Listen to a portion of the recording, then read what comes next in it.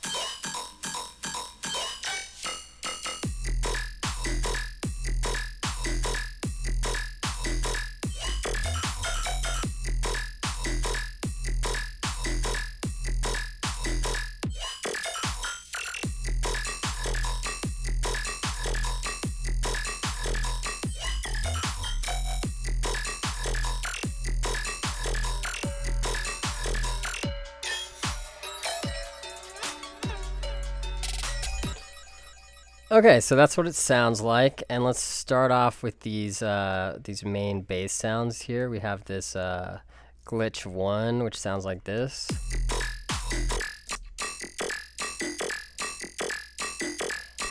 And that's just rendered to audio from this glitch 1 source here, and I think it has a little bit of processing on it, but the source sounds pretty similar.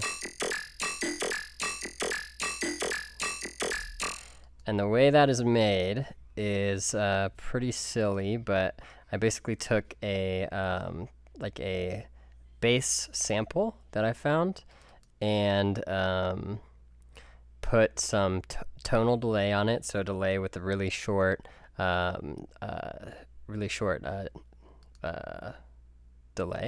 What is this? The time on the delay. And a bunch of frequency shifters. This is kind of how I got that gritty sound. So I have like 2 frequency shifters that are putting it, to negative 500 hertz each, and then a couple OTTs and a disperser. So let's see what all of this, what the sound actually sounds like if I don't have any of this on. So let's turn this off, and the original sound sounds like this.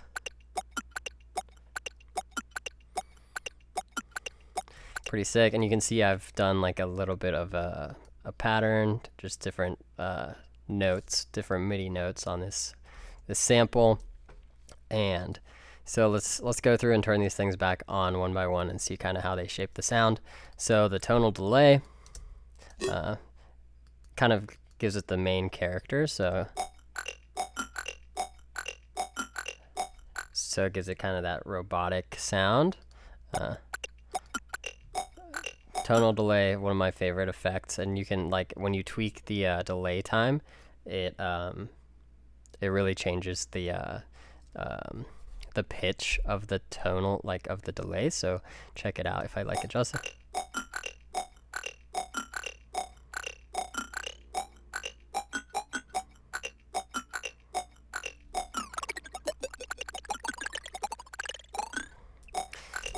So that's super fun to mess with. And then we have some distortion here. I usually do my distortion in parallel. So I have a group with 2 chains on it. So one chain is the distorted, and one chain is just the clean. So let's turn that on. And the distortion on there, I have a little bit of erosion, a amp on the key crunch setting, and just an EQA to pull out the lows there. And yeah, so just the distortion, and then clean. So that's what that sounds like. And then the frequency shifters, and these are actually automated to go, they're mostly on, occasionally they turn off.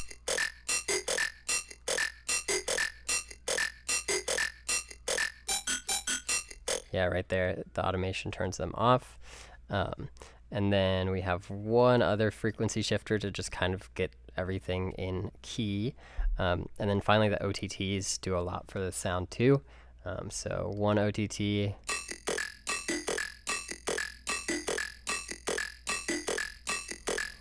And then the second one. And finally we have a disperser on it. Here's the settings for that.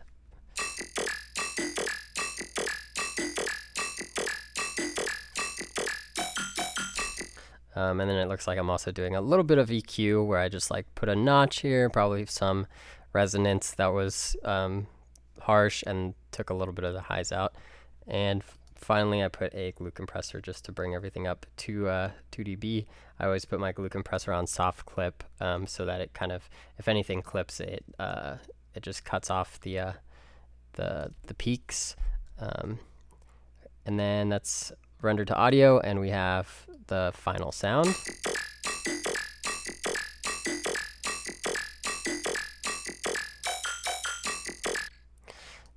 Yep, and then let's see, these other sounds I think are pretty much from the same like base.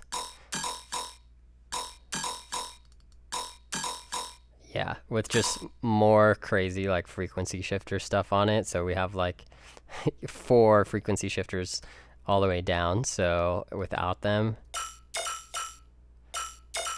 yeah, you can hear that's the other sound, but with all the frequency shifters on it,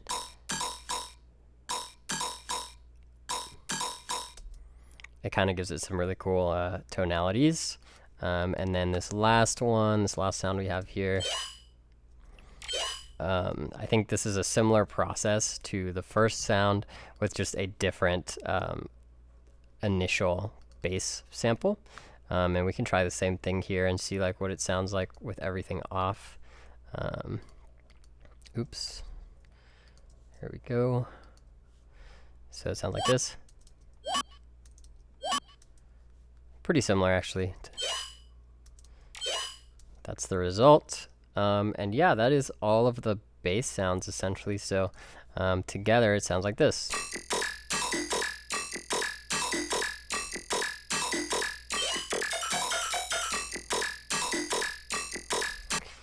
All right, cool. And let's see what else. Let's take a look at the kick and the clap and the sub and percussion and everything. So I always do my kicks and claps in MIDI so that I can route the MIDI to Shaper Box to do side chaining. So the MIDI is routed into here, and we can see it being triggered from the kick and the clap. That way I don't need a ghost kick, and I don't need to manually do my side chaining. It just like is easier that way. And yeah, I just have a couple kick and clap samples, not a lot of processing on these. I always do a transient shaper just to make them a little bit shorter, and then probably a little bit of EQ. And I guess I also have a parallel distortion on my kick and no distortion on the clap, just a transient shaper, and cutting out the lows so it doesn't clash with the kick. So we have that, and then for the sub, we have just a sub patch that I do in Serum, and let's take a look at that. So it's just a sine wave and a triangle wave. The triangle wave has to have the phase adjusted, otherwise there's like a bunch of cancellation. But instead of just doing a sine wave, you add the triangle wave to get a little bit more harmonics. And then on the group, the subgroup, I have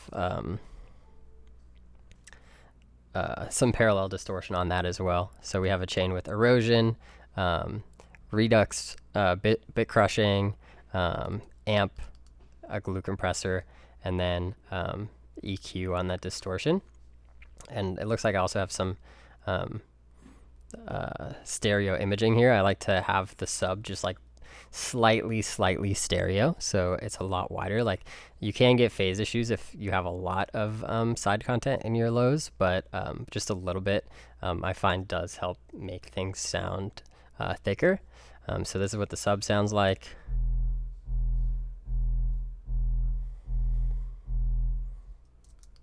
Let's listen to this part too. Yeah, so I have just this nice little sub melody. Cool, so that is that. Let's take a look at these hats. Pretty simple, it looks like. We just have a noise ride that's just an operator that's on the noise oscillator, and that just sounds like this.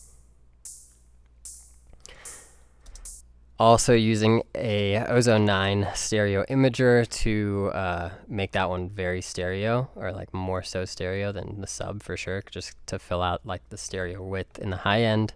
And the closed hat, very simple, similar thing with an imager on it. I find that paying attention to your stereo space is like a really important thing to getting good mixes, you know.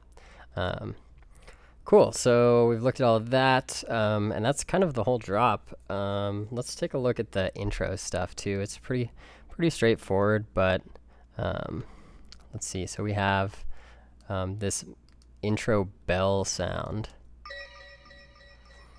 This, I'm pretty sure, is also just a render, an audio render from that main bass sound with just a frequency shifter, a grain delay on it.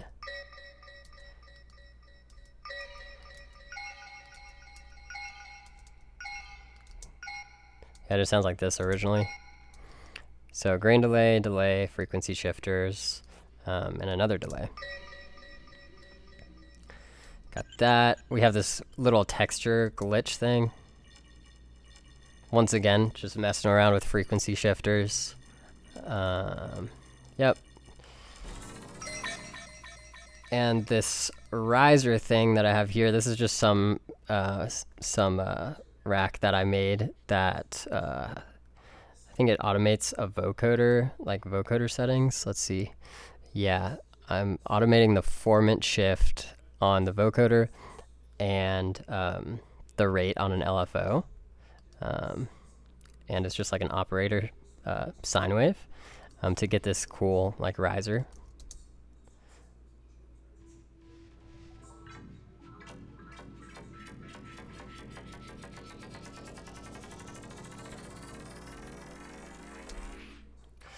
The main part of this sound is this vocoder with this bandwidth on it. So the bandwidth is down at 21.9%.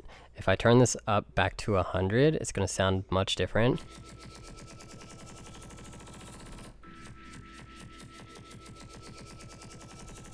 So the bandwidth being low kind of gives it that very like tonal robotic sound.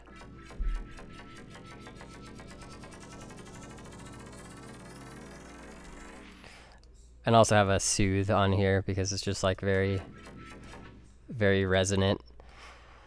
Okay, so then we get into like the main section of the intro.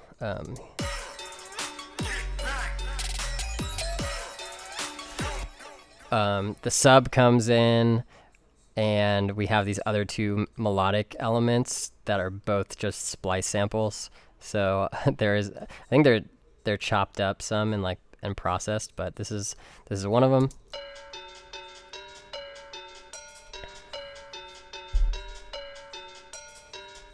And this is the other one.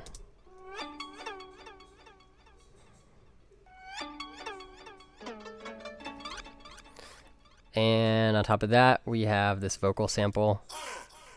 Get back. Don't mess with my stack.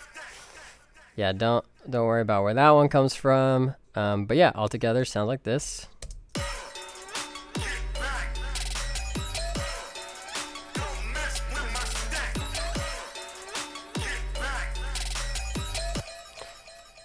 I think it would be cool to look at this vocal processing on here as well. So without any of the processing, it sounds like this.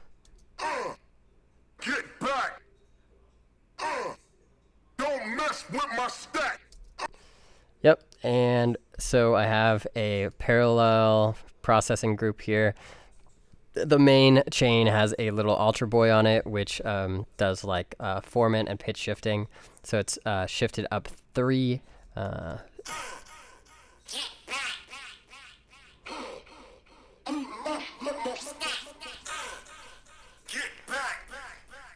This one's super useful. I definitely recommend Little Ultra Boy to like pitch shift vocals. Can get some really cool stuff out of there. And then we have this like super quiet layer, I guess, that is like it just has a Redux like bit crusher on it to give it a little bit more grit. And then we have a ridiculous EQ, compressor, glue compressor, frequency shifter. This is probably just used for like a oh, I guess it's not used at all. Never mind. And a delay, and my favorite reverb that I use on everything, just a Valhalla vintage verb. Yeah, and that's how we get this vocal processing. Cool. And then other than that, there's not really much going on. There's like one little swell effect sample. Yeah, that's kind of it. And I guess I can show like the master chain as well. My master chains are super simple and dumb. So the first thing I have is cutting out the like lows below 30 hertz. I don't actually do this anymore. I found that there's like sometimes some phasing issues that can happen, but it's something that I used to do because it's just like inaudible for frequencies below 30 hertz. So you can cut it out to make some room in your mix, because like lower and like the sub frequencies basically take up the most room in the mix. They require the most energy to reproduce. So anything you can, the lower your sub is, the louder you can push your entire track. So that's the reasoning behind that. And then this combo, well, it's really just this. This is just like how I do my mastering. It's just clipping. It's just soft clipping, and I use a glue compressor for that. And in this case, it's turned all the way up. So the makeup all the way up, threshold is all the way up, and the range is down. So it's not actually doing any compression. It's only doing clipping. And you can see when I play the drop,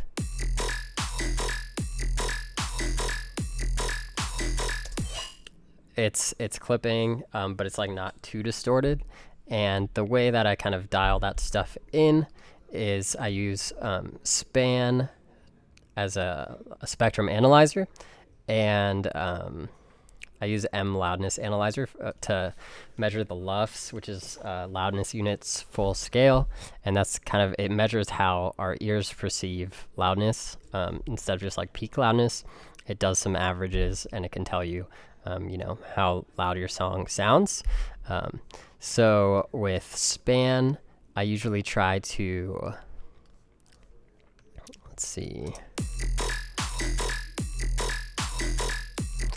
usually try to get the sub sitting around this -27 line. So anywhere like between -30 to like -24. This is kind of the sweet spot for the sub. It depends on the track. You can also compare it to reference tracks.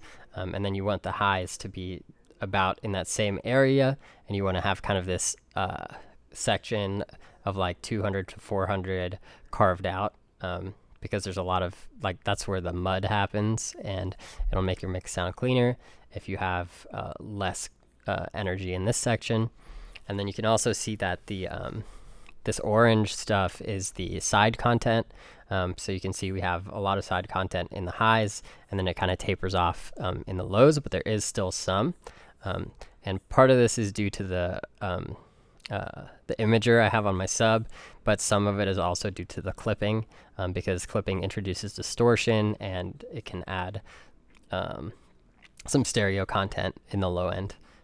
But I think it sounds kind of nice. And then M loudness analyzer, I usually, there's different tools to do this, but I use this integrated section, and we can see the loudness units. Let's see.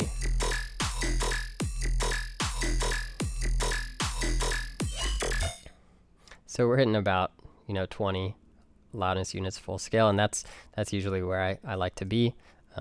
And the way that I compare this to other tracks is I have this this reference group, and in this case I have like a Versa track in here, but I have shortcuts set up so I can just like hit the shortcut and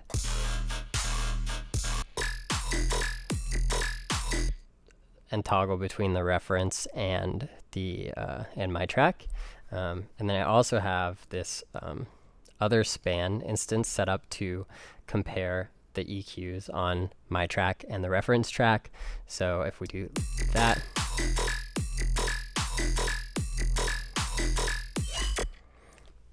so the green is my track stack, and then the red is the reference track, and you can see like they generally follow the same pattern. My track has some like spikes up here, but that's just because some of the synths are more, like the bass sounds are more resonant, so I'm not too worried about that. But this generally just like helps me dial in, you know, how loud the sub needs to be, if there's like too much stuff going on in the highs, and that kind of stuff. So yeah, I think that's basically it. One other thing that's helpful that I have set up on my master track is I have a high pass, a low pass, a mono, and a sides only.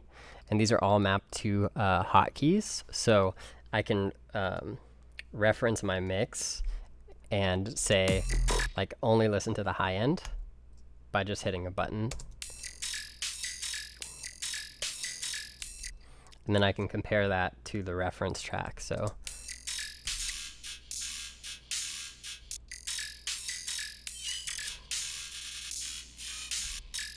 yeah, so and like in this track, for example, I probably should have tamed the high end a little bit more, but same thing with the low end. You can just kind of compare low ends.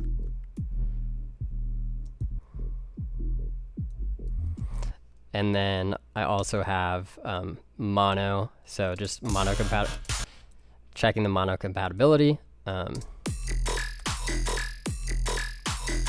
That's in mono, and then sides only. I use this all the time. You can kind of hear how much side content you have going on.